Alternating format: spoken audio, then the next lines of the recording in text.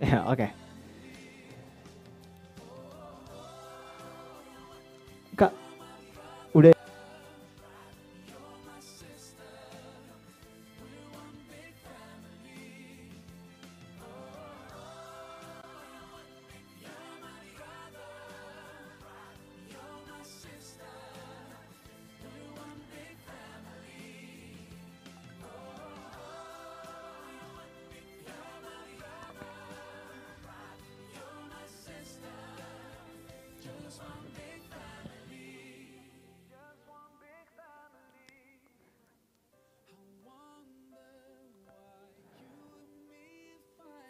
Teman-teman, sekali lagi mohon izin, saya ingin make sure dulu apakah koneksi dari teman-teman yang berada di lantai 18 terdengar dengan cukup baik. Boleh teman-teman dari perwakilan dari lantai 18 untuk bersuara satu orang, boleh?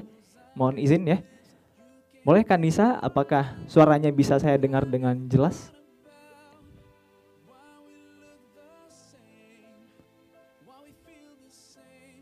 Oh ya, enggak masuk ke sini.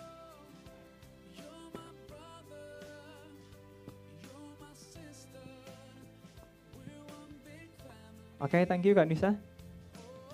Kita sedang ada sedikit. Oke, Kak Nisa mohon izin boleh dicoba lagi untuk bersuara. Oke, udah masuk ya. Oke, sudah masuk. Oke, terima kasih teman-teman. Baik teman-teman yang sudah hadir, mohon izin saya ingatkan sekali lagi untuk mengaktifkan kameranya dan memakai virtual background yang sudah disediakan, dan pastikan teman-teman berada pada situasi yang kondusif, baik itu ruangan maupun layar serta suaranya, supaya kita bisa menerima materi pada kegiatan hari ini dengan sempurna. Harapannya seperti itu teman-teman. Oke, baik. Tanpa berlama-lama lagi, mari kita buka acara kita pada hari ini. Assalamualaikum warahmatullahi wabarakatuh. Waalaikumsalam warahmatullahi wabarakatuh. Alhamdulillahirabbil alamin, hamdan syakirin, hamdan na'imin, hamdan yu'afi ni'mahu wa yukafi mazidah. Ya Rabbana walakal hamd, kama yanbaghi lil jalali wajhikal karim wa 'azimil sultanik. Allahumma salli ala Muhammad wa ala ali Muhammad. Selamat siang teman-teman sekalian. Alhamdulillahirabbil alamin, segala puji bagi Allah Tuhan semesta alam yang telah memberikan rahmat dan karunia-Nya kepada kita semua, sehingga pada hari ini kita bisa berkumpul melalui virtual Zoom seminar pada acara training dan kuliah umum bersama founder dari PT Paragon Technology and Innovation, yaitunya Bu Nur Hayati Subakat, dan nantinya akan ada juga pemateri yang spesial yang akan menyambut kita dan memberikan wejangan kepada kita pada hari ini. Dan sebelum itu teman-teman, untuk memulai acara kita pada hari ini, mari kita membuka acara kita pada hari ini dengan membacakan Al-Fatihah. Jadi mohon izin bagi teman-teman, kita membacakan Al-Fatihah dulu untuk membuka acara kita pada hari ini. Baiklah, mari kita membacakan Al-Fatihah. A'udzubillahi minasyaitonirrajim. Bismillahirrahmanirrahim. Alhamdulillahirabbil alamin. Arrahmanirrahim. Maliki yaumiddin. Iyyaka na'budu wa iyyaka nasta'in. Ihdinas siratal mustaqim. Siratal ladzina an'amta 'alaihim ghairil maghdubi alaihim waladdallin. Amin. Amin amin ya rabbal alamin. Semoga dengan pembacaan Al-Fatihah tadi, acara seminar kita pada hari ini bisa berjalan sesuai dengan semestinya. Teman-teman sekalian, terima kasih banyak dan sebuah kebanggaan yang luar biasa besar bagi saya bisa memandang wajah teman-teman dalam acara training pada hari ini, dan tentunya sebuah kebanggaan yang luar biasa besar bagi saya bisa memandu acara ini untuk mewakili ISQ Business School dan bertemu langsung dengan secara online bersama narasumber kita, Bu Nur Hayati Subakat, dan beliau alhamdulillah sudah siap untuk akan memberikan materi pada kita semua pada hari ini. Dan teman-teman yang saya hormati, sebelum kita masuk kepada acara inti kita, Mari kita dengarkan sambutan dari pihak ISQ Business School terlebih dahulu, dan pada kesempatan kali ini akan diwakili oleh Kak Nia. Dan langsung saja mari kita sambut dengan tepuk tangan yang meriah Kak Nia.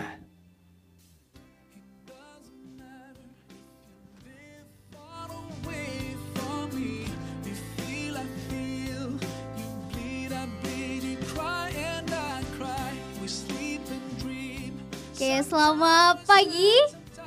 Kita coba cek semangatnya ya teman-teman. Pagi. Semangat pagi. Oke, assalamualaikum warahmatullahi wabarakatuh. Oke, selamat siang teman-teman mahasiswa ISQ Business School. Yang kami hormati di sini ada para pihak manajemen dan juga Sivitas Akademika ISQ Business School serta teman-teman mahasiswa ISQ Business School yang saya cintai dan banggakan. Oke, sebelumnya kami mengucapkan terima kasih kepada para mahasiswa ISQ Business School dan juga peserta webinar Leadership Sharing pada siang hari ini yang telah join untuk kita mendapatkan banyak insight nih dari perusahaan terbesar kosmetik yang ada di Indonesia. Mungkin teman-teman udah tahu ya, insya Allah untuk pada hari ini akan diisi oleh founder dan juga komisaris utama PT Paragon Technology and Innovation, serta nanti juga akan ada CEO dari PT Paragon Technology dan Innovation. Nah, ilmu yang akan disampaikan pada hari ini menurut saya sangat luar biasa. Jadi kalau misalnya saya boleh sharing teman-teman, alhamdulillah kemarin saya diberikan kesempatan ketemu Ibu Nur Hayati Subakat secara langsung di kediamannya dan juga di perusahaan Paragon. Di situ banyak sekali insight, banyak sekali ilmu yang didapatkan nih dari sharing Bu Nur Hayati Subakat. Dari sharingnya itu kita melihat bahwa banyak sekali nih kesamaan teman-teman ilmu yang sudah kita pelajari di ISQ Business School, di ISQ dengan apa yang sudah dilakukan oleh Bu Nur Hayati Subakat, yaitu kisah suksesnya dalam membangun PT Paragon Technology dan Innovation ini. Di sini saya melihat kesamaan bahwa ilmu yang didapatkan di ISQ Business School terkait kecerdasan IQ, EQ, dan juga SQ ini merupakan salah satu ilmu yang sangat luar biasa kalau teman-teman lakukan, teman-teman aplikasikan ke dalam kehidupan teman-teman nantinya ataupun ke dalam teman-teman berbisnis ataupun kehidupan sehari-hari. Kalau kita lihat adalah rahasia sukses PT Paragon ini adalah 5 karakter yang selalu dipegang teguh, yang selalu disimpan oleh Bu Nur Hayati Subakat. Dari 5 nilai ini kita tahu ya, yang pertama adalah ketuhanan, yang kedua adalah kepedulian, yang ketiga adalah kerendahan hati, lalu ada ketangguhan dan juga ada inovasi. Kalau misalnya kita coba sambungkan nih teman-teman semuanya ke dalam pembelajaran IQ, EQ, dan SQ. Untuk nilai SQ kita lihat ada nilai ketuhanan, di mana PT Paragon meyakini bahwa kesuksesan yang terjadi saat ini adalah karena pertolongan Allah. Karena Allah selalu menolong PT Paragon untuk membesarkan PT Paragon saat ini bisa menjadi market leader di Indonesia di bidang kosmetik. Lalu kita lihat untuk kecerdasan emosional, kita lihat ada 3 nilai yang selalu Ibu Nur Hayati pegang. Yang pertama yaitu kepedulian, kerendahan hati, dan juga ketangguhan teman-teman semuanya. Lalu yang terakhir ada innovation, dan innovation ini merupakan aplikasi dari kecerdasan IQ. Jadi kita lihat bahwa kecerdasan IQ, EQ, dan SQ ini sangat mendukung kita untuk bisa sukses, dan ini sudah diterapkan langsung oleh Bu Nur Hayati Subakat sehingga PT Paragon Technology dan Innovation ini sudah memiliki ribuan karyawan dan bahkan brandnya sangat banyak ya. Mungkin teman-teman boleh nih di-share, tahu nggak sih brand apa aja yang ada di PT Paragon? Jadi seminar ini ataupun pembelajaran ini bertujuan agar teman-teman bisa mendapatkan insight langsung dari Bu Nur Hayati Subakat, sehingga penerapan IQ, EQ, dan SQ ini bisa diterapkan secara maksimal oleh para mahasiswa, oleh para penerus generasi emas 2045, sehingga teman-teman bisa berkontribusi lebih besar lagi kepada masyarakat melalui nilai-nilai yang dipegang oleh PT Paragon ini dan bisa dikaitkan dengan 5 values yang ada di ISQ Business School. Mungkin saat lagi kita akan lihat ya lebih detail materi yang akan disampaikan oleh Bu Nur Hayati Subakat. Mungkin itu yang dapat saya sampaikan. Semoga ilmu ini bisa bermanfaat buat teman-teman dan bisa diaplikasikan sehingga teman-teman bisa menjadi generasi muda yang bisa berkontribusi untuk Indonesia. Terima kasih dari saya. Wassalamualaikum warahmatullahi wabarakatuh.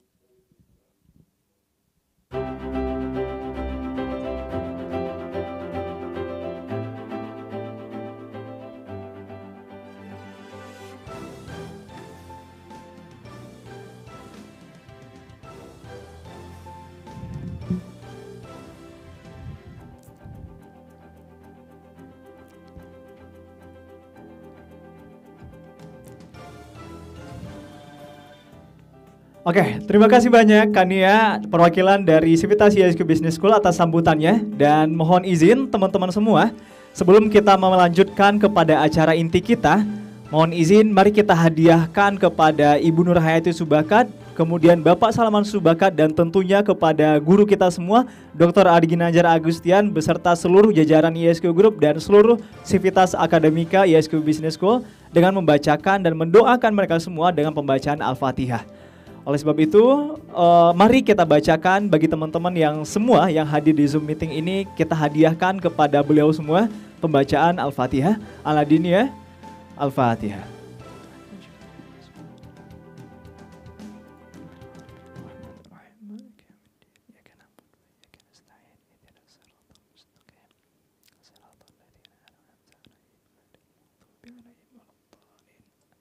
Amin. Oke, terima kasih teman-teman. Baiklah, tanpa berlama-lama lagi, langsung saja kita akan melanjutkan perjalanan inti kita pada hari ini, yaitunya seminar dan materi yang akan dibawakan oleh Ibu Nur Hayati Subakat. Tapi mohon izin teman-teman, sebelum kita masuk ke materi utama kita, saya izin untuk membacakan CV dari beliau terlebih dahulu.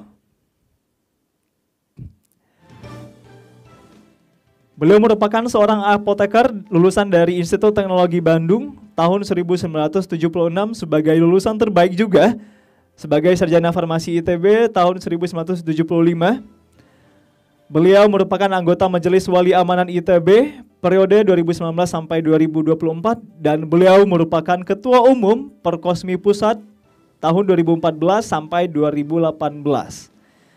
Dan prestasi yang beliau raih: penghargaan Berita Satu Inspiring Woman 2022 kategori Corporate Leader, penerima penghargaan Economics Inspiring Woman 2022 kategori Innovation Cosmetic Product Maker, kemudian ASEAN Business Award ABA 2019 kategori Women Entrepreneur, masuk ke dalam daftar Indonesian Most Impactful Women Leaders tahun 2019 dari Warta Ekonomi dalam buku yang di-launching pada tahun 2019.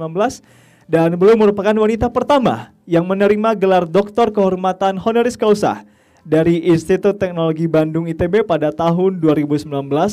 Beliau juga penerima ISQ Award tahun 2018 dan masih banyak lagi penghargaan dan pencapaian yang telah beliau raih.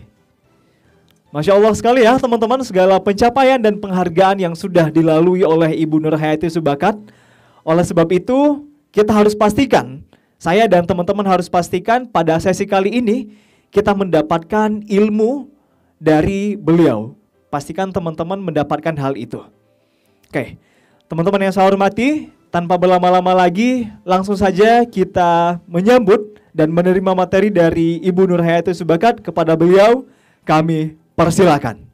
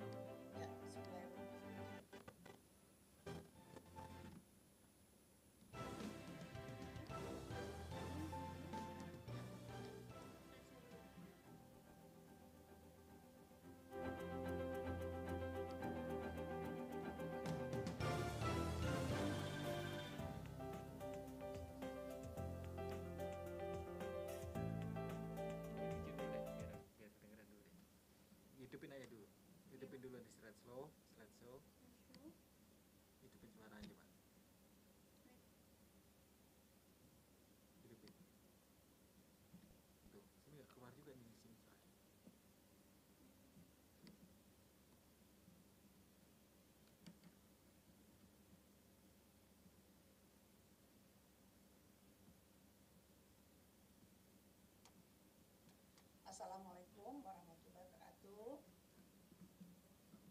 Tidak apa-apa, itu baca sebentar. Coba.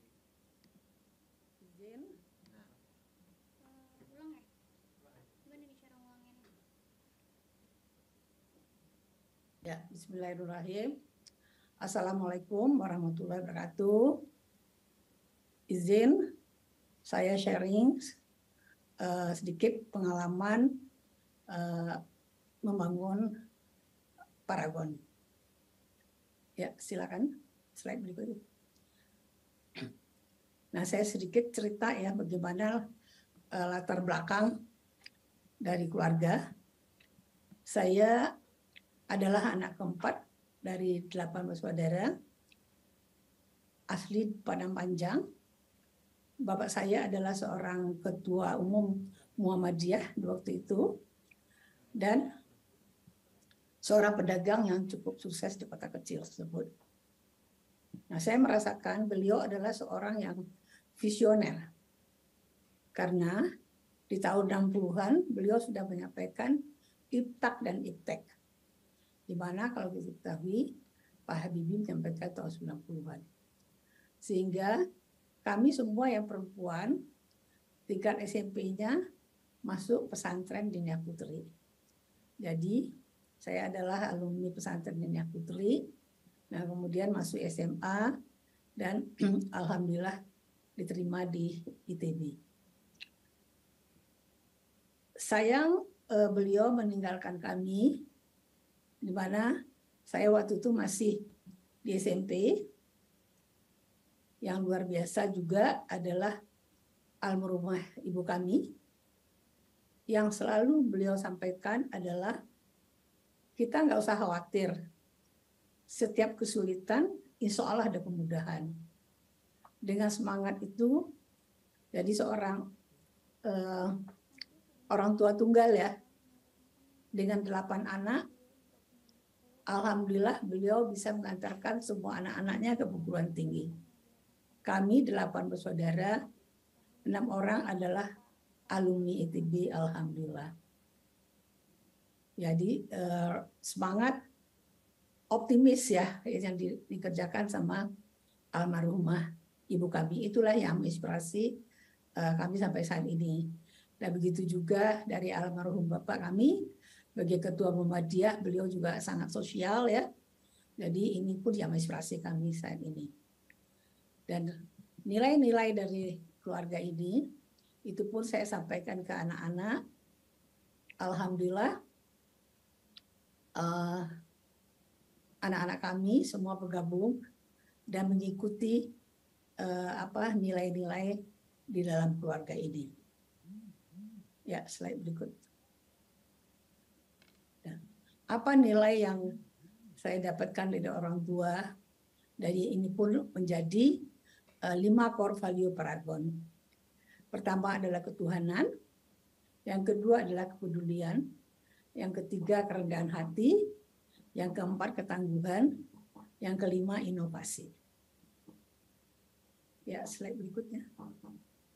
Nah, maksudnya ketuhanan tentu kita meyakini keberadaan dan kuasaan Tuhan, dan kita juga dengan ketuhanan kita bekerja sungguh-sungguh dan optimis bagian dari ibadah, dan kita harus yakin setiap kesulitan insya Allah ada kemudahan. Dan dengan ketuhanan kita juga konsisten menjaga kejujuran, tanggung jawab, dan dapat dipercaya. Itu juga senantiasa menghargai perbedaan keyakinan, menebar kebaikan dan mencegah keburukan. Di dalam pepatah bilang juga ada pesan di sarak, sarak pesan di kita bola. Ya, lanjut. Yang kedua adalah kepedulian, menjunjung tinggi nilai kebersamaan dan kasih sayang. Jadi di sini bagaimana kita hidup bermanfaat untuk orang lain, seperti sebaik-baik manusia adalah manusia yang bermanfaat untuk orang lain. Senantiasa memberi manfaat dan inspirasi positif bagi sesama dan lingkungan dalam setiap aktivitas, dan dengan kepedulian kita juga berupaya saling memahami dan saling peduli dengan seluruh tim. Jadi pepatah Minang juga menyampaikan, barek samo dipikul, ringan samo dijenjang. Ya, yang ketiga adalah kerendahan hati, menyadari bahwa setiap orang memiliki kelebihan dan kekurangan, selalu mengoptimalkan sumber daya yang ada sesuai dengan kebutuhan dan keadaan tanpa berlebihan. Ini maksudnya bagaimana kita hidup sederhana dan cost efektif. Tentu dengan kerendahan hati, saling menghormati dan menghargai perbedaan demi kepentingan bersama. Dan kita juga selalu bersemangat, jadi kita selalu pakai ilmu padi ya, tambah bersih, tambah merunduk. Jadi kita selalu mengosongkan gelas kita, ya kita harus belajar dari kapan saja, di mana saja, dan dari siapa saja. Kota Minang juga menyampaikan baraja kadang manang mencontohkan yang sudah. Ya, yang keempat adalah ketangguhan, menjalani hidup dengan penuh sukacita dan daya juang tinggi. Berani, sabar, pantang menyerah dalam mencapai tujuan, bertekad kuat, disiplin, dan ulet dalam menjalankan proses hingga tuntas, penuh semangat menghasilkan karya-karya terbaik tanpa batas. Dalam Minang juga ada indak kayu janjang di kapiang, indak ada rotan, akap jadi. Ya, lanjut. Yang kelima adalah inovasi, selalu mengembangkan hal baru yang lebih baik untuk memenuhi dan melampaui harapan pelanggan. Visioner dan kreatif dalam menciptakan terobosan baru untuk menjadi terdepan. Berpikiran terbuka dalam menggali dan mengolah beragam informasi secara analitis dan sistematis, antisipasif, gesit, dan responsif dalam menghadapi setiap perubahan. Jadi di dalam Minang juga ada tertumbuk bidua dikilaukan, tertumbuk kata dipikiri. Ya, silakan. Slide berikutnya. Ya. Saya cerita sedikit mengenai Paragon yang lahir pada tahun 1985, mulai dari sebuah home industry, jadi industri rumah tangga ya dengan 2 orang karyawan, itu pun juga asisten rumah tangga. Alhamdulillah sekarang karyawannya udah di atas 12.000 dan pabriknya udah 20 hektar dan punya 41 distribution center, salah satunya di Malaysia, dan punya 10 brand yang cukup kuat ya, dan termasuk R&D yang terbesar saat ini di Indonesia. Ya, lanjut. Nah, visi dari kami menjadi perusahaan yang berkomitmen untuk memiliki pengolahan terbaik dan berkembang terus-menerus dengan bersama-sama menjadi hari ini lebih baik dari kemarin melalui produk yang berkualitas, memberikan manfaat bagi Paragonian, mitra, dan masyarakat dan lingkungan. Misinya mengembangkan Paragonian, menciptakan kebaikan untuk pelanggan, perbaikan berkesinambungan, tumbuh bersama-sama, memelihara bumi, mendukung pendidikan dan kesehatan bangsa, dan mengembangkan bisnis. Ya. Nah, ini perjalanan Paragon selama 37 tahun. Kenapa saya memilih industri kosmetik? Karena pernah bekerja selama 5 tahun di industri kosmetik multinasional. Nah, setelah saya kerja 5 tahun, sudah punya anak 3, saya kesulitan karena pabriknya ada di Jalan Raya Bogor, saya sendiri tinggal di Bayoran Lama. Nah, dengan akhirnya saya pilih mundur dan kemudian saya nyoba bikin home industry. Nah, dengan inovasi ya tadi sesuai dengan ini, saya coba otak-atik formulanya sehingga ditemukan kualitasnya tidak jauh beda dengan perusahaan multinasional tersebut, tetapi harganya lebih murah. Nah, alhamdulillah itu produk karena kualitas bagus, harga bersaing, langsung disambut sama pelanggan. Jadi waktu itu produk-produk untuk kebutuhan salon ya, dan berkembang. Nah, tahun 90 saya dapat ujian Dan itu adalah rumah dan sekalian tempat usahanya kebakar habis.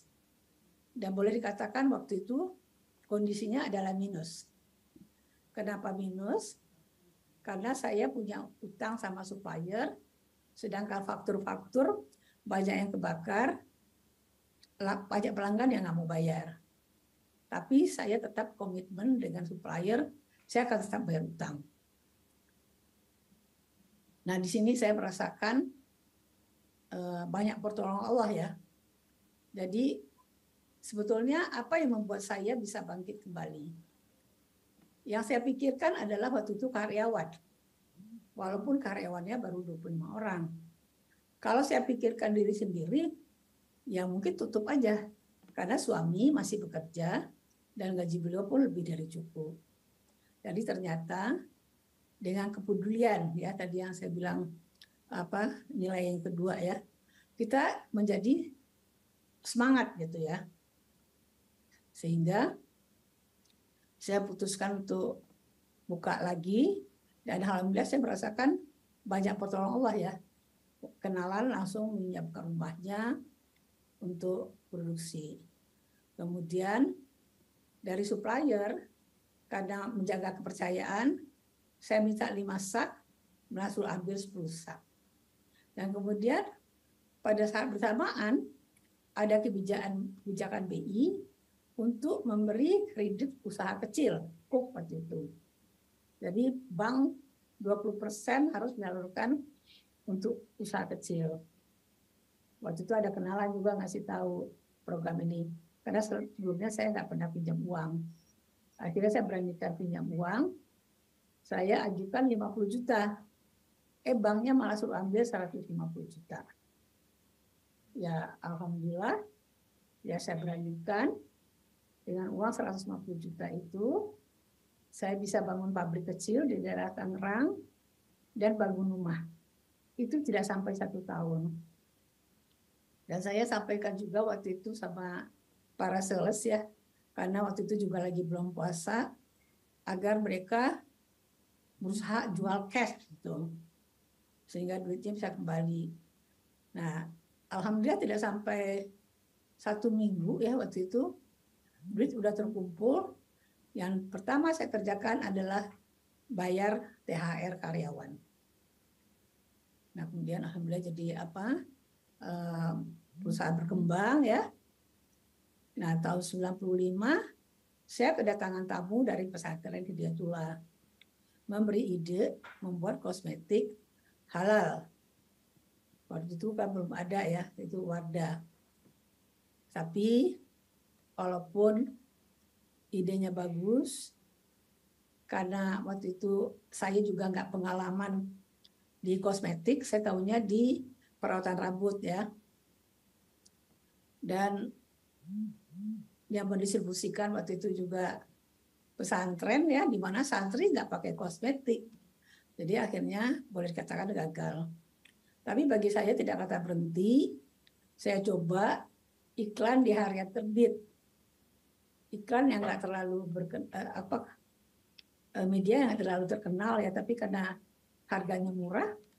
Tapi alhamdulillah saya menemukan 2 distributor waktu itu masih kecil, mereka jual multi level syariah dan direct selling. Ya berkembang.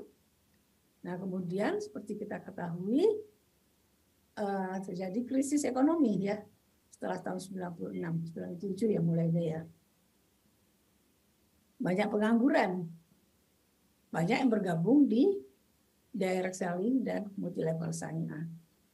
Sehingga kami justru setelah habis krisis itu bisa membangun pabrik kedua dengan luas 3 kali ya pabrik pertama. Nah ini saya anggap ya pertolongan Allah kesekian kalinya kepada kami. Nah tahun 2002 anak saya pertama Herman lulus dari ITB, langsung gabung. 2003 anak saya kedua juga lulus, alumni ITB juga langsung gabung. Nah di sini yang saya rasakan kolaborasi antara junior dan senior ya.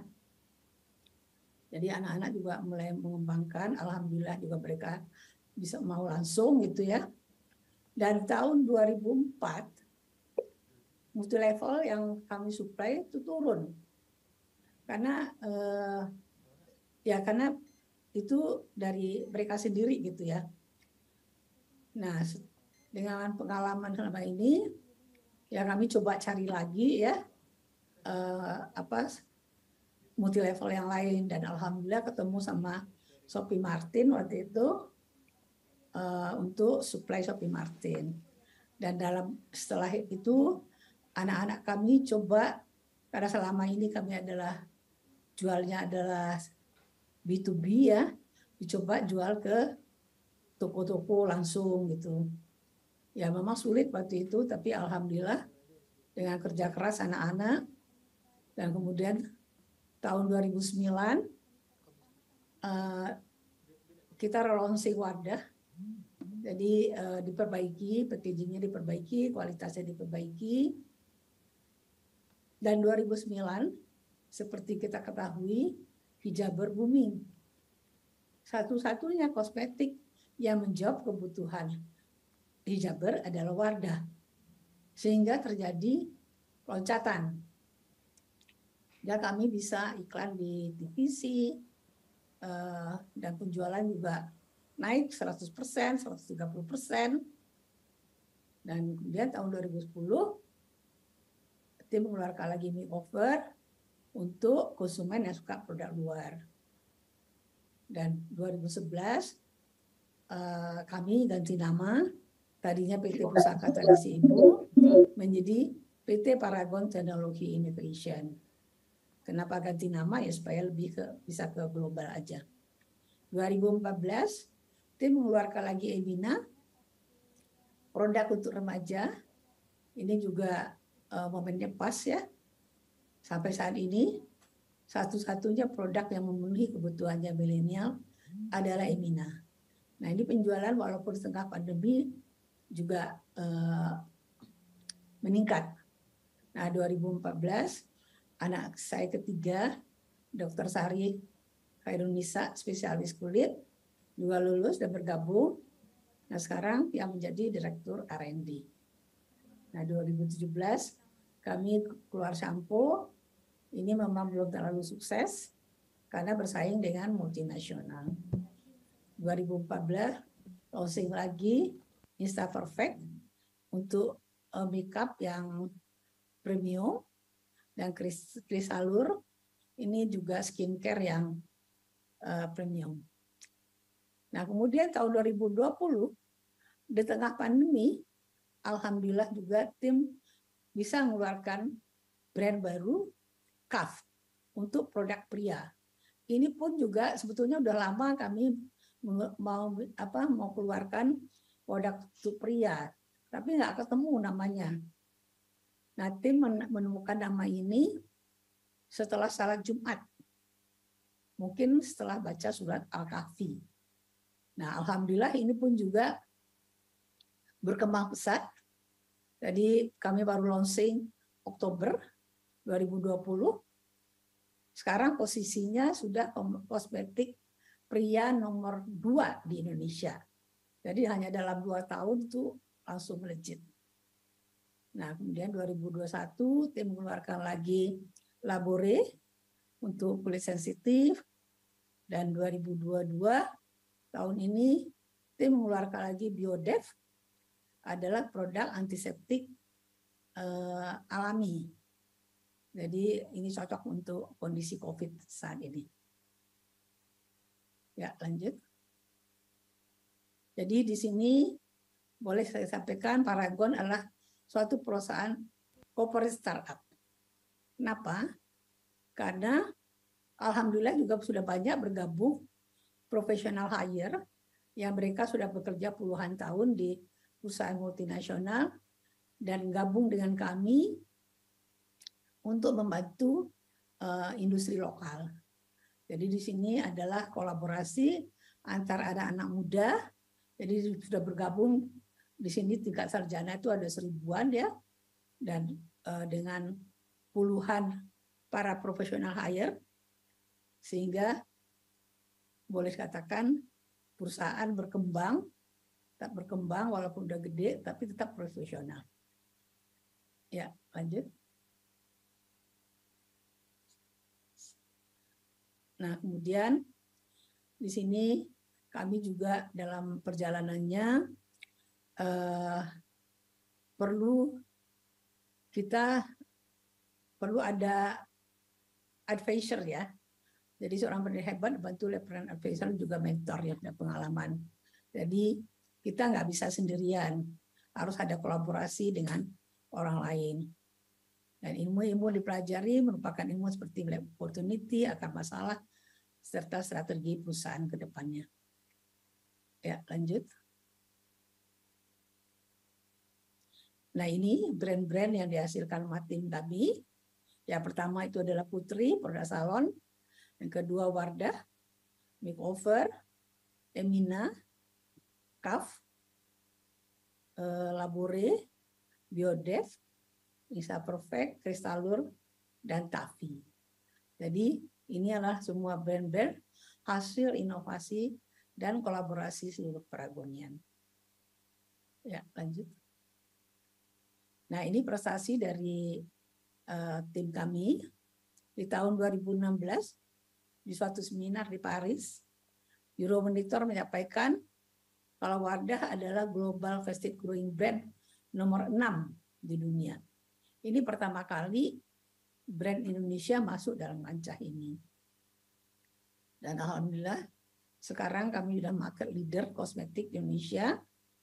Ini udah dari tahun, jadi make up ini udah dari tahun 2015 ya, moisturizer dari 2018. Jadi kami sudah bisa melewati semua brand-brand lokal serta brand multinasional yang ada di Indonesia. Termasuk brand multinasional nomor 1 di dunia. Tapi di Indonesia bisa kami lewati. Kemudian cleanser memang masih nomor 3 dan pernah dibahas juga di Harvard Business Review. Ini jarang sekali sebetulnya brand dibahas di sini. Ya, lanjut. Nah, ini semua dicapai dengan kepemimpinan di Paragon berdasarkan 5 karakter yang dijalankan secara konsisten oleh seluruh Paragonian masih bergabung kami, mulai dari founder hingga para operator. Ya, lanjut. Di sini, jadi bagaimana karakter ini adalah fondasi yang sangat penting untuk bisa kita sukses. Demikian. Assalamualaikum warahmatullahi wabarakatuh.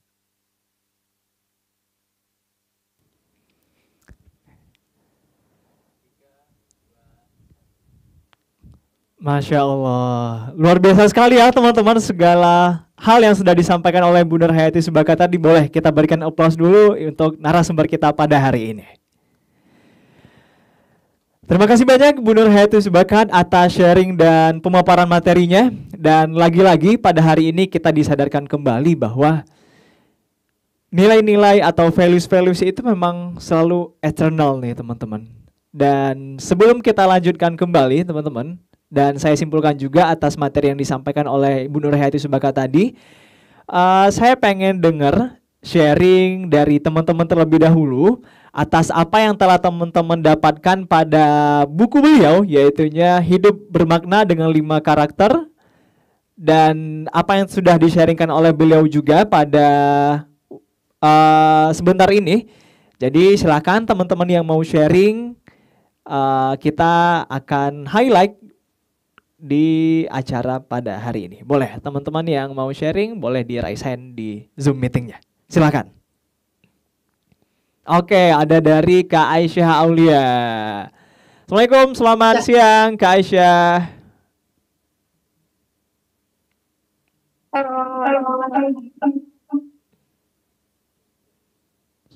Selamat siang Kak Aisyah. Oke, coba di mute lagi, di unmute.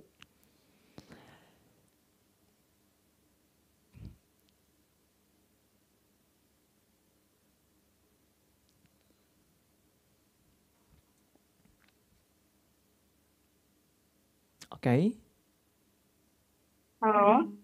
Halo Kak Aisyah. Yang lainnya live audio aja sampingnya. Live audio yang lain. Ya. Halo Kak Aisyah. Oke. Oke, tampaknya teman-teman di studio juga masih ada yang belum di-mute audionya. Izin teman-teman yang di studio, yang di audit untuk di-mute terlebih dahulu supaya Kak Aisyah bisa berbicara dengan jelas. Halo Kak Aisyah. Halo. Oke, tampaknya masih ada kendala. Boleh teman-teman yang masih di auditorium untuk izin di-mute dulu device-nya supaya Kak Aisyah bisa berbicara dengan lebih jelas. Halo, sekarang udah belum? Oke. Sekarang sudah udah ya. clear. Oke, silakan Kak Aisyah sharingnya. Baik, terima kasih Fajar dan terima kasih Bunda Hati Sebakat. Juga ada Pak Salman Sebakat, terima kasih sudah mampir ke Yaski Business School. Semoga sekarang secara online, semoga kedepannya bisa secara offline Bunda Hati Sebakat dan Pak Salman. Tadi banyak banget dapat insight. Saya juga udah baca buku biografinya Ibu Nur Hayati. Saya baru tahu Bunda Hayati orang Padang ya. Jadi sesama orang Padang nih jadi bangga ya. Iya Gajar. Ini Fajar orang Padang juga. Jadi bener ya. Jadi benar-benar tahu ternyata culture dan values itu sangat-sangat tertanam di dalam diri Ibu Nur Hayati dan gimana Ibu Nur Hayati bisa jadiin values itu ke perusahaannya gitu. Dan itu menurut aku nggak mudah karena banyak banget di Paragon karyawannya 1.200 tadi 12.000 ya, sorry 12.000 dan itu values yang harus disamain gitu ke 12.000 karyawan. Jadi sangat-sangat inspiratif dan kita ngeliat juga hasilnya ke Paragon gitu. Jadi brand di Indonesia yang nomor 1 di sektor kosmetik gitu. Jadi benar-benar aku ngeliat values yang ada di dalam diri Bu Nur Hayati bisa Bu Nur Hayati implementasikan ke dalam dirinya, terus ke anak-anaknya juga dan ke perusahaannya. Itu sih insights yang aku dapat banget dari sesi kali ini gitu. Oke, terima kasih banyak Kak Aisyah atas sharingnya. Tepuk tangan dulu dong untuk Kak Aisyah. Oke, boleh teman-teman sebelum kita lanjutkan ke sesi berikutnya, satu orang lagi yang mau sharing di sesi kali ini silakan di raise hand kembali bagi teman-teman yang mau sharing. Silakan teman-teman. Sudah ada Kak Khairunisa Mufidah. Selamat siang Kak Nisa. Oke, siang Fajar, apakah terdengar suaranya sampai di studio? Oke, sudah sangat jelas. Silakan Kak Nisa, apa yang didapatkan dari sesi tadi? Sebelumnya terima kasih banyak Bu Nur Hayati Sebakat. Perkenalkan saya Khairunisa Mufidah, mahasiswa IBS semester 6. Saya salah satu penonton di Wardah Heart to Heart di YouTube yang semoga bisa ikut secara offline dan juga bisa bertemu dengan Bu Nur Hayati Sebakat.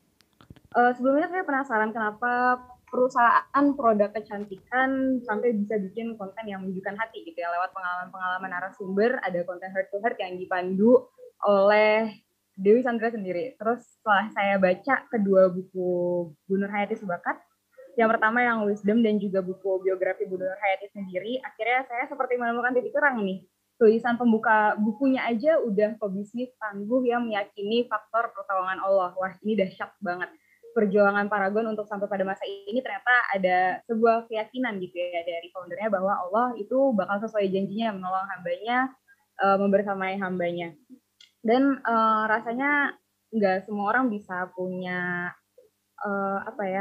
titik yang seperti itu. Bahkan sampai di dalam buku juga disebutkan kalau misalnya Bu Nur Hayati ini memiliki konsep marketing 4P dan 1P, yaitu product, price, promotion, place, tapi juga Bu Nur Hayati nambahin 1P ini adalah pertolongan Allah. Dan dimana Bu Nur Hayati sendiri juga yakin kalau misalnya setiap perbuatan baik itu pasti senantiasa ada pertolongan Allah di sana. Mungkin boleh sedikit nasihat untuk kita semua supaya bisa membangun bisnis untuk menambahkan rasa percaya kalau misalnya Allah senantiasa menolong kita di sana. Dan terima kasih Bu Nur Hayati, sehat selalu dan senantiasa terus menginspirasi kami semua. Terima kasih. Oke, luar biasa. Thank you Kanisa atas sharingnya. Oke, teman-teman sebelum kita lanjutkan, saya izin juga untuk memberikan sedikit pandangan saya juga pada sesi tadi dan juga dari buku yang sudah beliau tulis. Kalau kata orang-orang barat itu there is nothing new under the sun, dan tadi disempurnakan juga dengan pepatah Minang yaitunya baraja kanan manang mencontoh kanan sudah. Nah, itu yang saya sebagai orang Minang juga deep banget bagi saya pribadi, dan memang kita itu senantiasa disadarkan bahwa hal-hal yang membuat kita itu senantiasa sustain, senantiasa untuk bisa beranjak dari VUCA era, dan itu yang selalu ditanamkan pada kita semua, yaitunya values. Karena setiap permasalahan, setiap masalah yang berkaitan dengan fisikal, itu sifatnya temporer. Sedangkan ketika kita membangun dan berjuang di satu prinsip, yaitunya di values, nah that is eternal. Itulah anggukan universal. Jadi ketika kita berpegang kepada sesuatu yang memang itu sifatnya abadi, disitulah pencapaian yang luar biasa akan kita raih. Dan itu sudah dicontohkan melalui ISQ Group juga dari Dr. Adi Ginanjar Agustian, dan juga disampaikan dan dicontohkan secara langsung oleh Bu Nurhayati Subakar melalui PT Paragon Innovation and Technology. Boleh kita berikan tepuk tangan yang paling meriah dulu untuk narasumber kita. Teman-teman, selanjutnya kita akan masuk ke sesi berikutnya. Jadi bagi teman-teman yang mau sharing dan mau bertanya, mohon untuk ditahan dulu karena kita selanjutnya akan mendengarkan materi dari narasumber kita, belum merupakan CEO dari PT Paragon Innovation and Technology, yaitu Bapak Salman Subakar. Assalamualaikum Bapak. Waalaikumsalam. Masya Mas Allah. Nadir. Apa kabar Bapak Salman? Baik. Alhamdulillah, sehat ya Pak? Oke. Sehat. Mohon izin untuk sesi kali ini akan saya dampingi ya Pak dalam seminar kali ini. Oke. Tapi sebelum itu, jawab aja ya. iya Pak, baik. Oke. Sip. Sebelum itu saya izin untuk membacakan CV dari Pak Salman terlebih dahulu ya. Mohon izin Bapak. Siap. Oke, teman-teman. Bapak Salman Subakar merupakan CEO dari PT Paragon Technology and Innovation, dan beliau sudah certification dari Vanaya Coaching Certification, kemudian Points of Young Coaching Certification. Berikut adalah aktivitas yang saat ini ditekuni oleh Bapak Salman Subakar. Beliau merupakan coach of Dispace.co, kemudian beliau merupakan coach of Pemimpin ID, dan beliau juga merupakan inisiator of Gerakan Wartawan Peduli Pendidikan atau GWPP. Dan masih banyak lagi movement dan education yang sudah beliau raih nih teman-teman. Masya Allah sekali ya teman-teman, segala pencapaian dan pengalaman serta pencapaian yang telah Bapak Salman Subakar raih. Dan make sure teman-teman mendapatkan ilmu yang luar biasa dan teman-teman bawa pulang pada hari ini. Dan bagi teman-teman nanti yang mau bertanya, silahkan langsung saja ditanyakan kepada narasumber kita pada hari ini. Tanpa berlama-lama lagi teman-teman, langsung saja kita sambut dengan tepuk tangan yang meriah Bapak Salman Subakar. Ya. Halo semua, Assalamualaikum warahmatullahi wabarakatuh. Waalaikumsalam. Waalaikumsalam. Iya. Ini salam dari Ibu Nur. Nanti pasti bisa kita ngobrol lagi. Ini waktunya kan setengah jam nih. Pasti udah jam-jam, nggak jam-jam kritis ya. Kayak ini pada seger-seger banget nih. Jangan-jangan Mas, ini ada yang namanya Mas Salman juga, jangan nggak puasa. Oke, jadi saya juga terinspirasi kemarin dari kunjungan Pak Ari yang luar biasa. Jadi Ibu Nur semangat banget. Mungkin saking semangatnya jadi ini Ibu Nur jadi agak kurang sehat hari ini. Tapi saya dengan senang hati bisa mewakili beliau. Jadi mungkin kalau buku berarti saya buku terusannya ya, buku anaknya gitu. Jadi Bu Nur sering cerita bahwa perusahaan ini kan dibangunnya bareng-bareng. Nah teman-teman kan juga di sini rata-rata second generation nih. Jangan-jangan juga ada yang punya usaha dari SMP juga mungkin jadi first generation. Tapi yuk kita coba kolaborasi. Saya akan cerita gimana kolaborasi antar dua generasi. Terus teman-teman boleh nanya apa aja. Nah, salah satu pertanyaan dari saya dulu nih.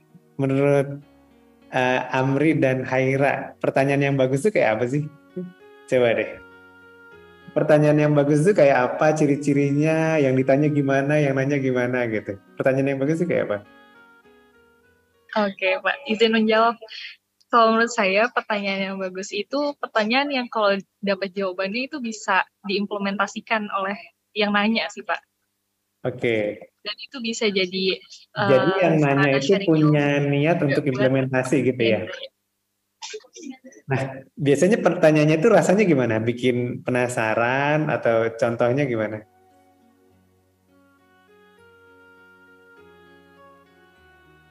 Contoh pertanyaan yang bagus. Oh, kalau contohnya, tadi saya mau tanya sebenarnya Pak ke Bu Nur Hayati. Sebentar dulu, jawab dulu. Contoh pertanyaan yang bagus gimana?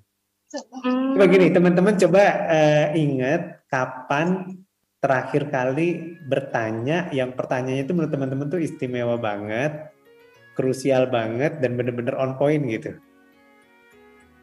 Nah itu coba teman-teman ingat, atau kapan terakhir teman nanya, atau kapan terakhir teman-teman ditanya.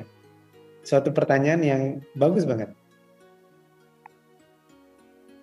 Nah coba ya, kalau teman-teman perhatikan, nah pertanyaan yang susah dijawab, oke. Pertanyaan yang bukan cuma, itu pasti jawabannya itu, ya kan? Nah contoh pertanyaan yang bagus adalah pertanyaan apa yang bagus. Itu juga pertanyaan yang bagus. Kan kita kan jarang ditanya kan. Nah, kan saya yakin nih kalau bahkan itu ada bukunya ya di John Maxwell, Leader Asking Great Question. Coba teman-teman tanya di ChatGPT ciri-ciri pertanyaan yang bagus deh.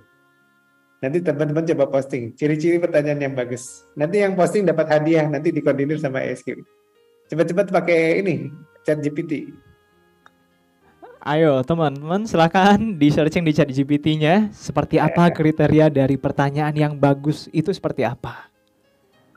Ayo. Ini contoh ciri khas ini ya. Ini berarti Mas Amri bukan siapa nih? MC Super Ngehits hari ini nih. Kak Amri. Kak Amri kan? Siapa? Suaranya suara mic voice banget nih. Oh, itu pada sahabat-sahabat ESQ yang alumni juga. Oke ya, nanti teman-teman yang satu mudah-mudahan dicatat ya sama panitia yang berhasil ngeposting ciri-ciri pertanyaan yang bagus. Karena bener-bener ya dalam nanti kita kerja itu interaksi pengalaman-pengalaman yang unik, celutukan-celutukan yang aneh-aneh itu justru yang paling berkesan. Gitu. Jadi apa yang paling gue banget, apa yang paling aha moment, apa yang paling ternyata itu yang ini.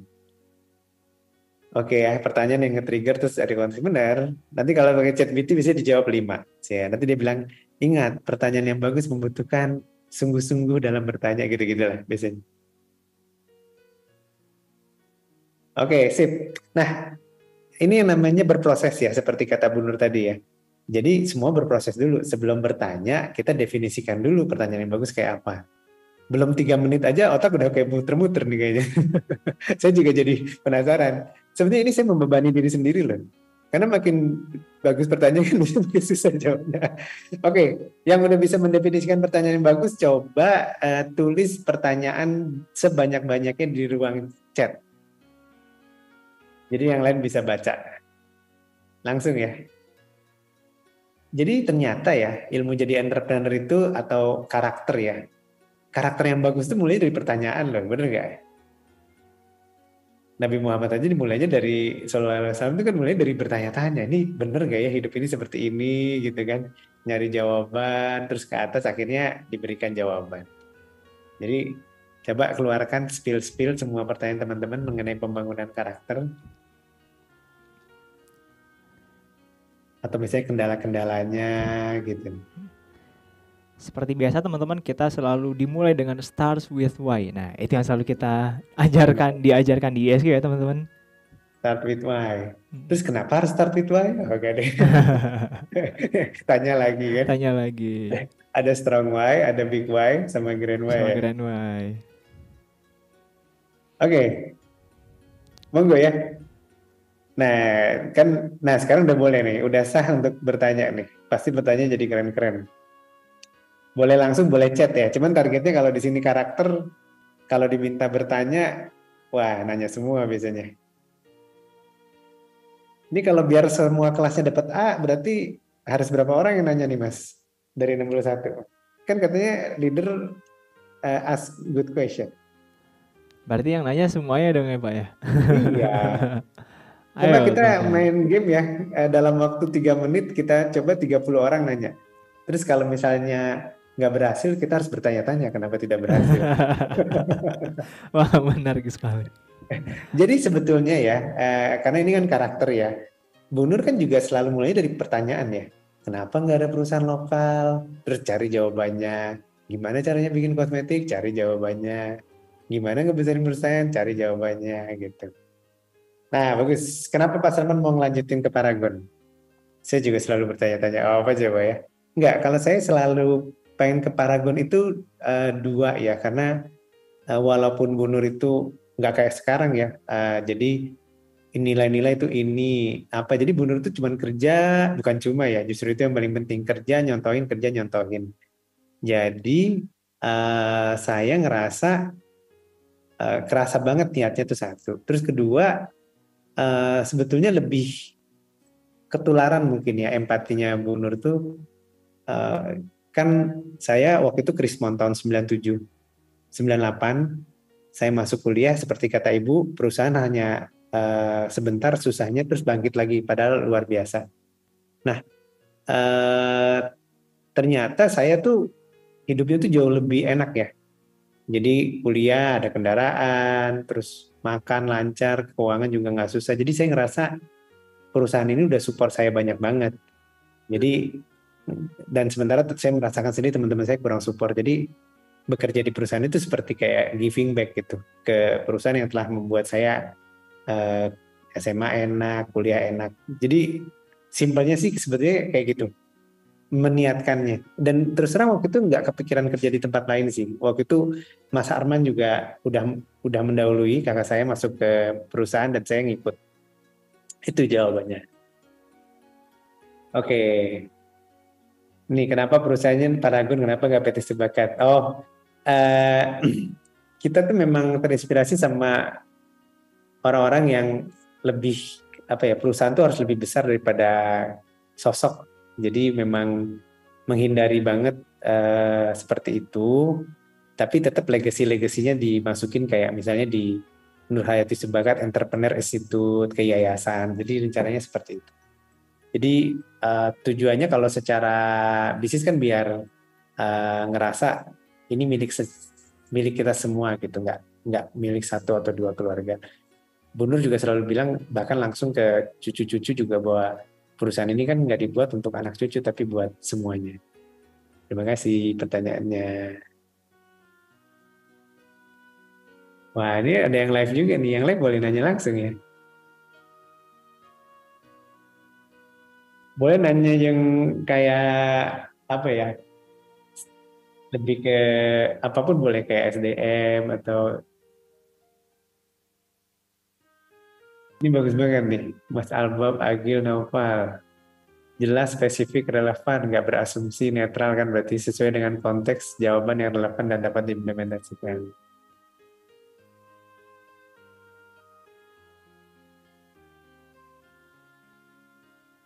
Jawaban tambahan tadi ya, mungkin karena udah dibiasakan ya. Jadi karena kantor pabriknya itu juga nggak jauh dari rumah, tiap hari saya ngelihat orang kerja bolak-balik, jadi ngerti pentingnya perusahaan tuh tetap harus berjalan tuh, kerasa banget. Saya juga lihat teman-teman sahabat-sahabat kita yang Chinese kan sering nggak mau usaha itu terlalu jauh dari rumah.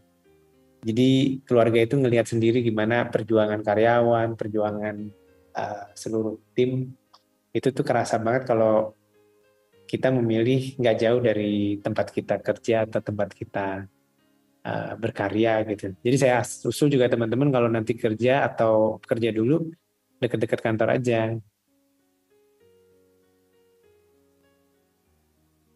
Oke, Mbak Hani. Kalau ngurus karyawan 12.000 tantangannya apa? Tantangannya menantang. Oh, bukan. Tantangannya tuh gini. Tantangannya itu sebetulnya gimana kita tetap istiqomah dan tidak jatuh ke dalam hal yang rumit gitu. Karena kan kalau kita pengen memimpin 12.000, kuncinya ya harus menciptakan 100 pemimpin. gitu. Kalau karyawan kita 100 ya kita harus menciptakan 10 supervisor atau 100 orang, toh kita tidak akan bisa memimpin sebanyak itu. Nggak mungkin kenal satu-satu. Tapi kita memimpin 100 orang itu akan menyentuh 100 orang lainnya, kan 100 kali 100 kan 10.000. Jadi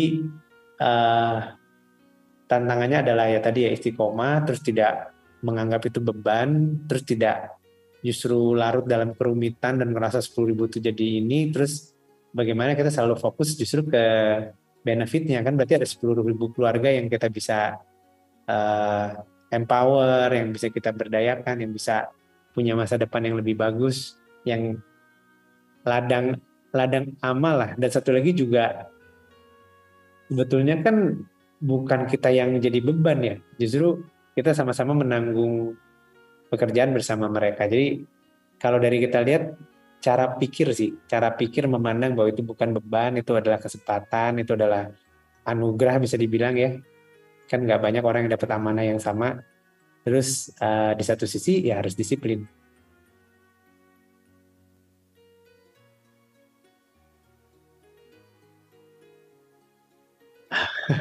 Amalan tersembunyi.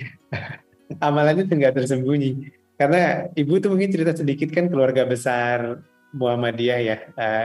Jadi mungkin mengamalkan al-ma'un ya. Jadi kayak kan ada yang bilang kan ibadah dan sholat kita tuh kurang pas kalau kita mengabaikan orang miskin dan orang yang perlu ditolong dan nggak lembut gitu sama mereka. Jadi mungkin karena saya juga 2 bulan terakhir resonate karena nonton Sang Pencerah di Netflix ya. Saya juga baru oh iya ya, kenapa di film itu tuh surat Al-Maun tuh diulang-ulang.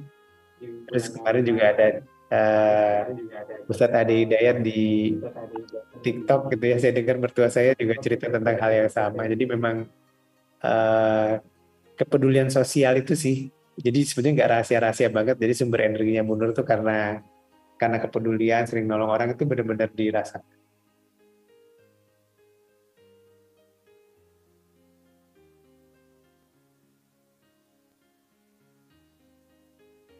Problemnya, wah ini bagus nih, kita langsung ke bahas sedikit entrepreneurship. Jadi kalau riset tentang entrepreneurship itu biasanya 2, yang kalau kita kembalikan lagi ke karakter tuh mungkin harus curious. Karena 2 hal yang biasanya luput dari pebisnis itu sebetulnya market size. Jadi bisnis kita tuh nggak besar tuh karena ternyata pasarnya tuh nggak besar. Saya sering lihat, tapi ini mudah-mudahan nggak di bisnis kita ya. Tapi kayak misalnya rasanya lagi kiriman kue lagi rame, kita lupa ngitung bahwa orang itu paling setahun 6 kali atau setahun 7 kali, nggak mungkin sebulan. Kalau sebulan 2 kali, bulan depan nggak mesen. Nah, market size segitu banyak, pemainnya segitu sedikit. Biasanya tuh industri-industri seputar yang low barrier-nya tuh rendah. Tapi ada industri yang sebetulnya kayaknya nggak enak tapi bagus gitu. Kayak misalnya pertanian, budidaya jamur yang kita bisa repot dikit, tapi ternyata dia marginnya bisa lebih besar. Nah itu yang pertama tuh mengenai memang potensi bisnis itu sendiri atau ukurannya. Yang kedua itu kesiapan foundersnya. Jadi seharusnya bisa buka cabang, nggak sempat buka cabang.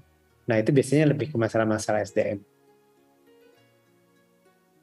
Monggo nih kalau ada yang mau open mic nih. Silahkan. Oke, boleh teman-teman yang mau bertanya langsung, silahkan open mic-nya secara langsung supaya kita bisa berinteraksi 2 arah ya Pak ya. Ya. Oh, ada tuh Pak dari Kak Devi Trianti. Silakan Kak Devi Trianti. Oke, halo, assalamualaikum. Suaraku terdengar, Fajar dan Terdengar Pak Kak, terdengar. Aman, terdengar. Oke, perkenalkan Pak Salman, saya Devi Trianti Kucoro atau bisa dipanggil Anti. Saya mahasiswi Business School semester 6. Nah, tadi pertanyaan saya adalah yang mengenai ada bisnis keluarga sudah 10 tahun berdiri tapi sepertinya tidak ada peningkatan signifikan. Kebetulan di tahun ini bisnis mama saya sendiri yaitu rumah makan udah di tahun ke-10. Jadi berdiri tahun 2013 yang tadinya hanya berupa soto ayam kampung gerobak sekarang udah jadi rumah makan. Tapi saya melihat 10 tahun itu rasa terlalu lama untuk yang tadi gerobak jadi rumah makan. Saya juga sering ngobrol sama mama saya dan membahas mengenai gimana kalau kita franchise, buka cabang segala macam. Sebenarnya itu terjawab di jawaban pasaman tadi yang kedua, yaitu kesiapan founder. Mama saya sendiri selalu berkata, bisa nggak ya Mbak? Kayaknya jangan ya, nanti kalau kualitasnya nggak sebagus kalau dipegang Mama gimana nanti kalau bla bla bla. Jadi terlalu banyak ketakutan yang dihadapi sama Mama saya. Dan saya juga melihat lingkungan Mama saya kan masih kecil, Pak. Jadi nggak ada teman sharing, teman ngobrol supaya menghilangkan rasa takut itu gitu. Sementara saya tuh belum sampai bisa meyakinkan Mama saya sendiri untuk bahwa bisa kok Mah, kita bisa melanjutkan ini untuk menjadi lebih besar. Tapi Mama saya masih ada ketakutan, selalu ada ketidaksiapan gitu. Selalu bilangnya, ya udah Mbak aja, kamu aja Mbak yang melanjutkan, Mama kan nggak ngerti, Mama kan nggak ini, udah kamu aja.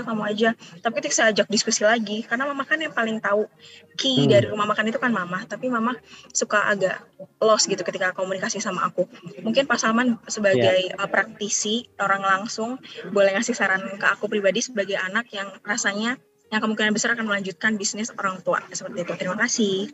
Oke. Untungnya teman-teman yang sekarang itu anaknya pebisnis tapi sekolahan itu kan biasanya itu bisa, oh ini berarti mama perlu keluarga juga ya, change management nih gitu kan, dari apa kemana gitu. Jadi kalau menurut saya langkah yang pertama sih memang dialognya kan harus dijaga nyaman dulu.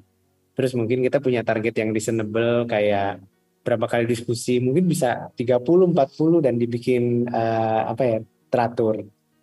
Nah biasanya untuk merubah suatu keputusan besar itu biasanya change manajemennya itu diminta untuk mengambil keputusan-keputusan yang kecil sebetulnya. Kecil-kecil tapi banyak.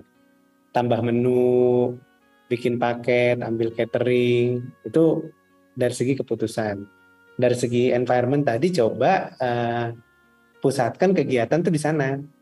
Jadi kayak misalnya teman-teman yang orangnya kritis, bantu ngambil risiko, terus bisa ngasih masukan. Jadi perubahan itu tuh rasanya nyaman gitu. Kayak misalnya ada temen yang ya berani bikin varian yang aneh-aneh dari warung sotonya, terus ternyata enak. Biasanya orang itu akan percaya ketika dia ngeliat sendiri.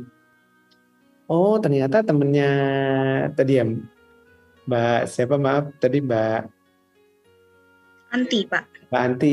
Wah gara-gara temennya Mbak Anti nongkrong walaupun dikasih diskon, Mama jadi kepikiran resep baru nih. Ternyata resepnya laku. Jadi kita mulai dari perubahan yang kecil-kecil dulu tuh.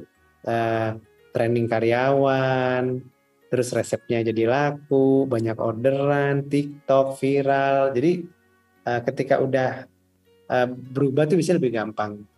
Kalau bahasa sederhananya kan itu namanya inovasi dan perubahan ya. Jadi istilahnya tuh show don't tell gitu. Jadi kita karena kan kalau sesuatu yang udah penuh tuh kan nggak bisa diisi dengan cepat ya. Tapi ketika kita menunjukkan nanti geraknya juga karena pengen pribadi gitu, bukan karena dari luar, tuh biasanya lebih kuat motivasinya. Motivasi dari dalam tuh selalu lebih kuat. Oke. Ini bagus nih, bagaimana cara mengatur kepedulian. Jadi sebetulnya kalau orang yang membutuhkan CSR itu kan malah mau nyumbang berapapun juga nggak bisa susah untuk dibatasi. Jadi kalau ada dua, biasanya pertama ya, kalau pengen angkanya lebih besar berarti bisnisnya harus lebih profitable. Tapi biasanya yang kita bisa maksimalkan tuh dampaknya. Jadi kayak misalnya gimana kegiatan CSR itu juga membangun corporate branding sehingga kita dapat talent. Gimana membangun komunitas sehingga kita dapat konsumen. Biasanya itu bisa dengan biaya yang sama bisa menghasilkan yang lebih besar.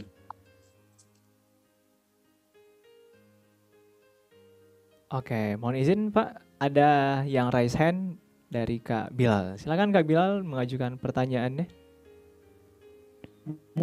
Baik, terima kasih. Apakah saya terdengar? Oke, terdengar Kak. Oke, makasih Pak. Saya mau bertanya Pak mengenai teknologi sih AI. Kan AI ini udah marak banget nih di kita nih, apalagi tadi kita pakai ChatGPT buat menjawab gitu.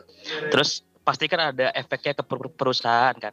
Nah, ketika AI itu menggantikan pekerjaan manusia, apakah perusahaan tetap keep human resource-nya atau menggantikan dengan AI. Nah, menurut Bapak kira-kira dengan adanya AI ini membantu atau justru membuat saingan baru buat perusahaan-perusahaan yang ada gitu. Terus kalau misalnya AI ini jauh lebih baik daripada manusia, apakah Bapak akan mempertahankan manusia itu daripada AI itu sendiri gitu, Pak? Itu pertanyaan aku, Pak. Sebetulnya transaksinya itu kan harus ini ya. Kayak teman-teman kan sekarang udah nggak mungkin kan misalnya teman-teman masih mau nggak ngetik pakai mesin tik misalnya. Ya kan kalau masih mau ke mesin tik kan pasti nggak itu. Jadi menurut saya sih AI itu memang harus dipakai ya. Makanya tadi saya bilang kan pakai ChatGPT. Bahkan sekarang AI itu jadi syarat orang kalau mau masuk ke perusahaan. Kalau nggak bisa AI biasanya wah nanti nggak efektif. Saya rasa dengan adanya AI itu orang bisa shifting ke pekerjaan yang lebih bermanfaat.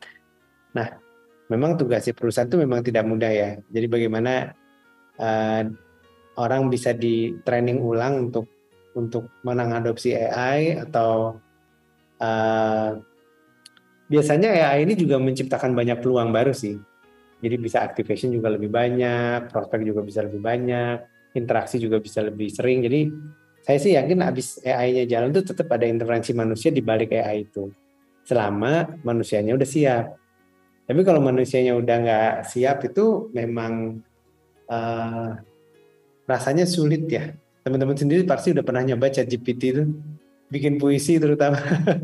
Ada yang pernah nyoba nggak bikin puisi pakai ChatGPT? Itu tuh mudah banget. Jadi terancam iya menurut saya kalau yang nggak siap. Copywriter, hal-hal yang benar-benar bisa direct di disrupt sama AI. Kalau di industri kami kemungkinan kebetulan sih mungkin nggak sebanyak itu ya. Tapi saya bisa paham sih kalau ada industri yang mungkin berhenti rekrut dulu atau mengurangi karyawannya karena adanya AI, saya rasa sih sangat mungkin.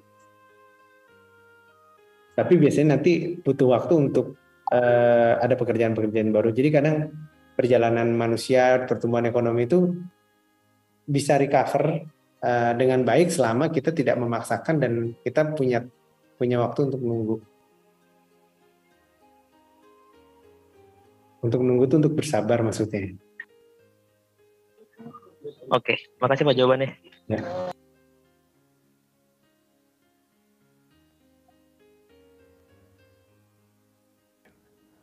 Boleh bagi teman-teman yang mau bertanya, silakan raise hand kembali atau boleh langsung di kolom chatnya ya teman-teman. Oke, ada pertanyaan dari Kak Salman Askaf.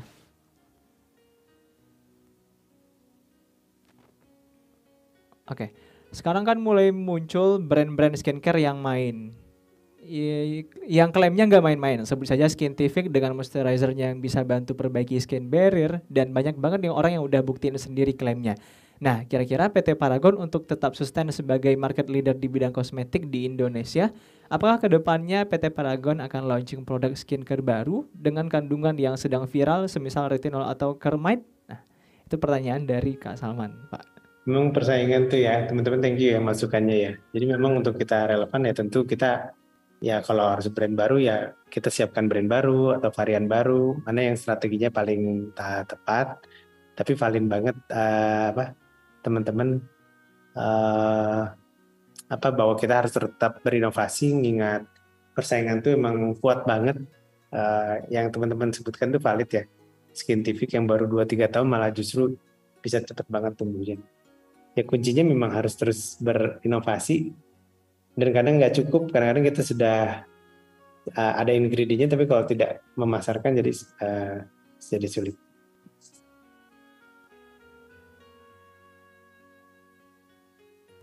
Oke, thank you Pak atas jawabannya. Selanjutnya ada pertanyaan juga dari Kak Ihsan dan Zahid.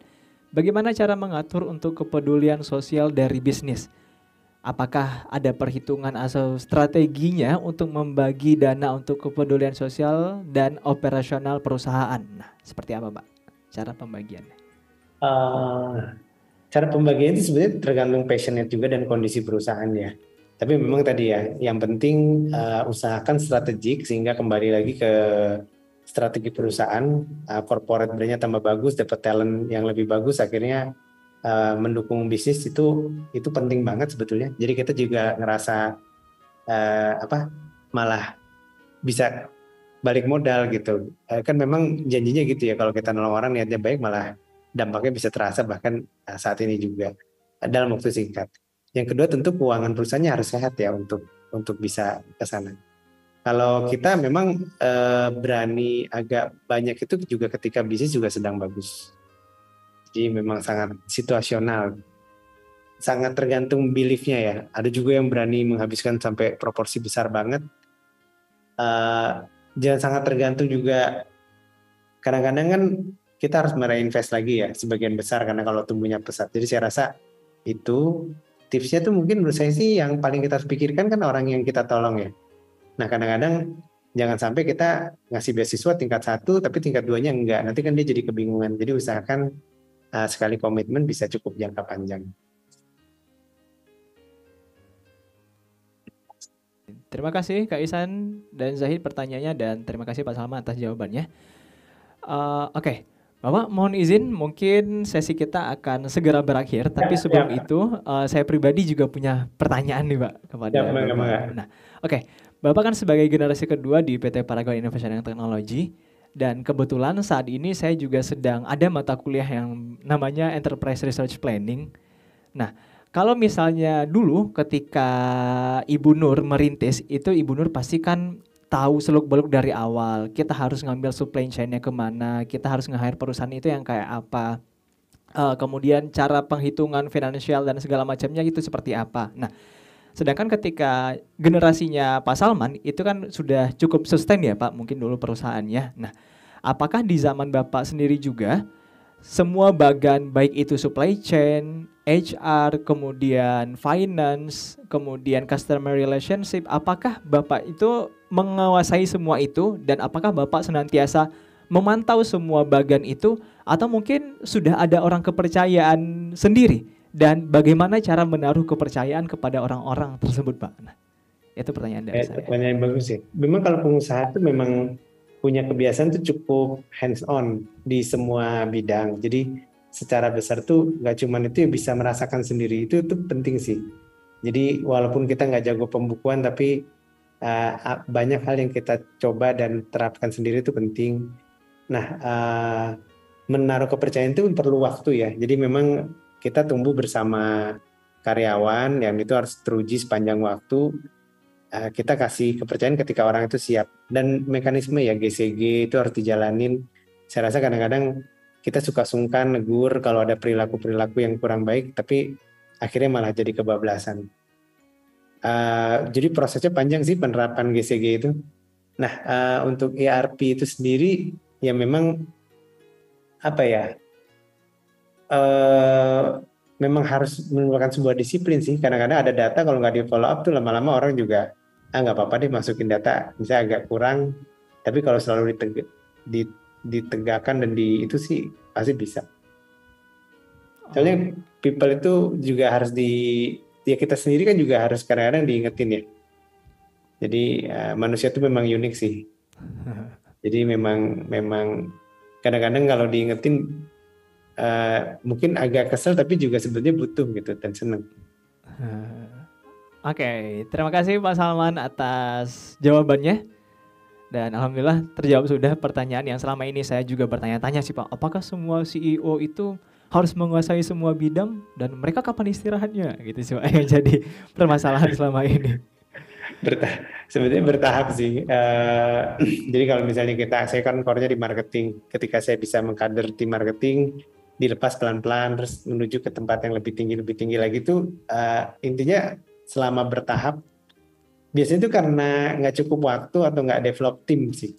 Timnya ada tapi belum sempat di training, udah terpaksa terus lupa ngingetin, saya nggak bisa training. Coba kamu cari training di luar. Nah, kadang-kadang ada beberapa keyword yang sebetulnya bisa kita lakukan kalau kita tadi ya siap-siap mikir. Saya sendiri juga masih terus memperbaiki diri.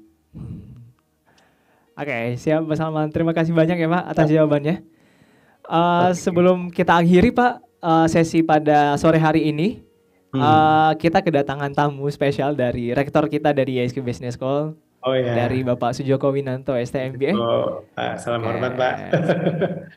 Langsung aja kita sambut ya Pak. Beliau akan memberikan Ya. sedikit persembahan kepada kita semua. Silakan Pak Joko. Oke, baik. Terima kasih MC Andal kita. Assalamualaikum warahmatullahi wabarakatuh. Ya. Saya termasuk penggemar dari Bu Nur Hayati nih Pak, kalau boleh jujur. Jadi kita pertama kali saya baca bukunya Pak Ari juga, saya penasaran, itu ada Paragon gitu kan, ada produk dari Bapak, dari Bu Nur Hayati, kemudian diteruskan oleh Pak Salman. Ternyata kita sama-sama suka nongkrong di Masjid Salman ITB. Nah, teman-teman, adik-adik mahasiswa semua, di sini kita bisa belajar banyak dengan kearifan lokal kita, dengan values, dengan semangatnya Bu Nur Hayati, bahwa tidak mungkin ya Pak ya. Dan sekarang jadi market leaders nomor 1 di Indonesia untuk produk farmasi dan kecantikan. Kita kasih plus dulu yang meriah. Bapak, kami mengucapkan banyak terima kasih kepada Pak Salman dan juga Ibu. Semoga ini jadi amal jariah buat Bapak Salman Subakat dan Ibu. Oleh karena itu, adik-adik semua mahasiswa yang sudah dapat ilmunya, mari kita sama-sama panjatkan doa kepada Ibu Nur Hayati Subakat. Semoga beliau sehat selalu dan saat ini sedang tidak fit, semoga segera diberi kesembuhan dan juga terus membantu kita dan menularkan ilmu-ilmunya sehingga adik-adik mahasiswa yang saat ini ada bisa menjadi penerus dari semangat Bu Nur Hayati, di mana beliau selalu berpegang teguh terhadap Allah, berpegang teguh terhadap values, dan ini bisa menyebabkan bisnisnya kencang dan tumbuh secara quantum leap gitu ya Pak ya. Nah, mari kita sama-sama menunjukkan kepala, kita sama-sama mendoakan semoga Ibu segera sembuh dan kita sebagai murid-muridnya semoga bisa mengikuti jejak beliau dan apa yang kita dapatkan menjadi ilmu yang senantiasa mengalir buat Ibu Nur Hayati Subakat dan juga putranya Bapak Salman Subakat. Al-Fatihah. Auzubillahiminasyaitonirrajim. Bismillahirrahmanirrahim. Alhamdulillahirabbil alamin. Arrahmanirrahim. Maliki yaumiddin. Iyyaka na'budu wa iyyaka nasta'in. Ihdinas siratal mustaqim. Shiratal ladzina an'amta 'alaihim ghairil maghdubi 'alaihim. Amin. Terima kasih. Salam hormat saya dan juga jajaran manajemen ASQ Business School serta putra-putri Bapak dan Ibu Nur Hayati yang ada di ASQ Business School, semua putra-putri Bapak dan Ibu semua gitu ya. Salam hormat kami. Semoga kita bisa meneruskan impian kita menuju generasi emas dan kita banyak perusahaan-perusahaan Indonesia yang bisa menjadi market leaders, jadi bisnis yang menjadi tuan rumah di negerinya sendiri gitu ya, bahkan juga di global dengan kekuatan values, kekuatan spiritual dan juga karakter yang luar biasa yang menjadi suri tauladan kita semua. Demikian mungkin terakhir kita menunggu closing statement dari Bapak Salman Subakat. Monggo Pak. Oke, terima kasih ya. Jadi kalau saran saya tuh membentuk cita-cita besar itu kan kita pecah jadi cita-cita kecil gitu. Jadi dan saya sih semakin yakin bahwa nantinya perusahaan-perusahaan masa depan atau karir itu nggak dibangun sendiri, tapi bareng-bareng. Teman-teman kita juga banyak kan kalau terutama kita banyak belajar dari teman-teman Chinese misalnya, perusahaannya namanya Panca apa tuh berarti pendirinya berlima.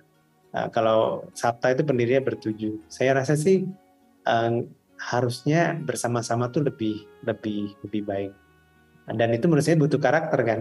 Kalau orang kan hanya bisa bekerja sama kalau karakternya juga baik. Dari saya sih itu fokus ke karakternya, lakukan bersama-sama. Karena menurut saya juga membangun karakter pun nggak bisa sendirian. Selalu tanya sama teman tadi pertanyaan yang bagus. Saya minggu depan sebaiknya gimana itu pasti agak sembriwing rasanya ya Pak Sujoko ya. Iya, betul, Tapi Pak. Lama-lama akan terbiasa gitu kayak wah tadi kamu ngomongnya tuh enak, kamu minggu ini beda, itu akan memberikan energi buat teman-teman. Mari berjuang bersama-sama gitu ya Pak Sujoko. Baik, terima kasih. Kalau Paragon bisa, teman-teman harusnya juga Iya, bisa. kita semua yakin bisa ya, karena Paragon sudah buktikan bahwa kekuatan values, kekuatan keimanan, kekuatan karakter bisa menjadi market leaders di Indonesia. Dan adik-adik yakin bisa. Pagi. Selanjutnya kami persilakan kepada MC, waktu dan tempat. Saya izin pamit dulu teman-teman semua. Mohon izin Bapak Salman, sebelum kita akhiri, kita izin foto bersama dulu ya Pak. Oh iya siap, aduh mohon maaf padahal itu penting itu.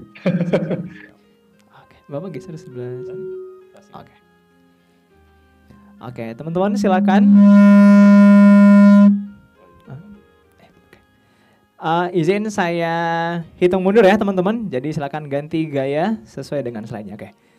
Slide pertama, 1, 2, 3. Slide kedua, slide ketiga, slide keempat, slide kelima, slide selanjutnya.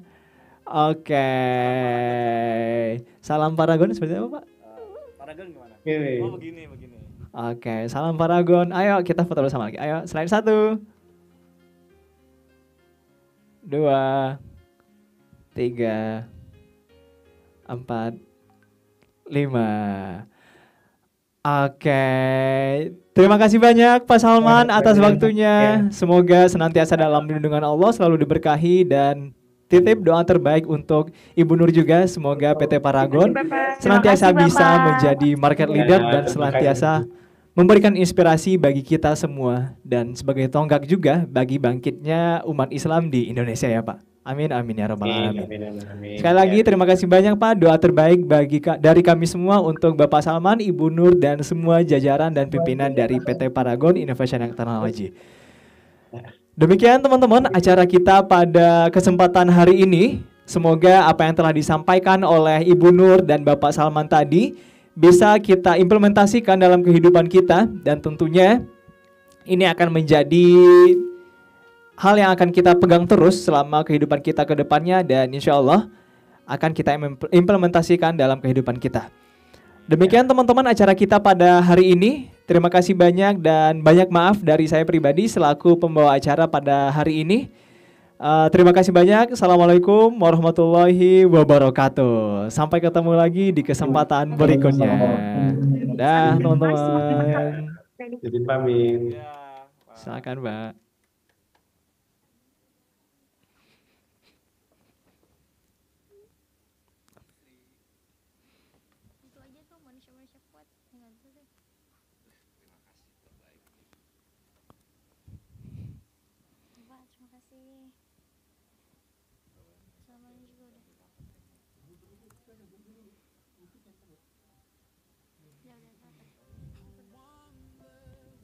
Lupa tadi. Don't you see the similarities between us? Take a minute and see yourself in the mirror. You look like me, those eyes, lips, you can't deny. Have you thought about why we look the same? Why we feel the same? Don't tell me it's by chance. Oh,